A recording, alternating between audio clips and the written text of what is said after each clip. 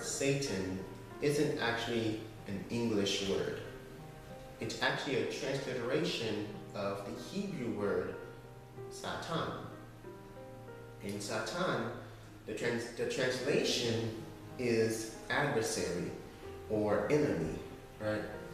So by calling the devil Satan, we're saying that he's our adversary or our enemy, right?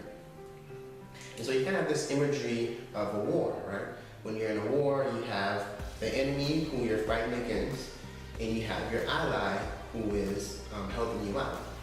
And so if the devil is our Satan or our enemy, then that must mean God is our ally, right? But the crazy thing about it is the reverse is also true. You know, if the devil is our ally, then that makes God our enemy, right? God is Satan. So how does this work? Like, how is it that God could be our enemy? How do we make God our enemy? Well, the answer to that question is James chapter 4. The first 4 verses of the chapter. And it says, "Where do wars and fights come from among you? Do they not come from your desires for pleasures that war in your members? You lust and do not have. You murder and covet and cannot obtain. You fight and war, yet you do not have because you do not ask. You ask and do not receive because you ask amiss, that you may spend it on your own pleasures. You adulterers and adulteresses, do you not know that friendship with the world is enmity with God?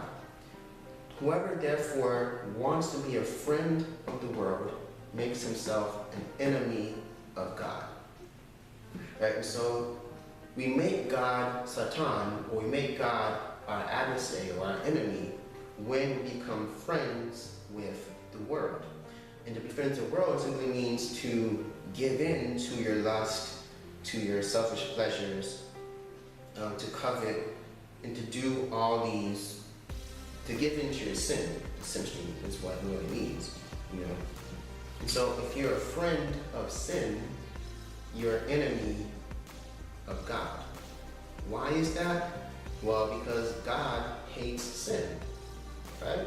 And so if God hates sin, but yet you're a friend of sin, then that means, you know, you're an enemy of God, because God and sin got beef, you know? They can't get along, right? So if you're a friend of sin, then you're an enemy of God. And if you're a friend of sin, that means that you're also a friend of the devil, right? Because the devil is the one that initiated sin to begin with, and is trying to get all of us to join his party, his sin party, right? And so by us making sin our friend, we make the devil our ally, right?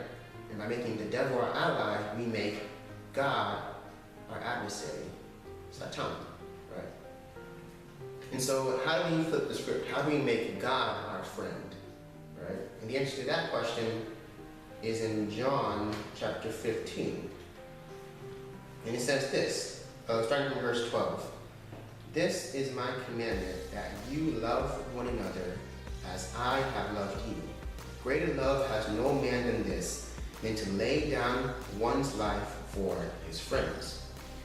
You are my friends if you do whatever I command you.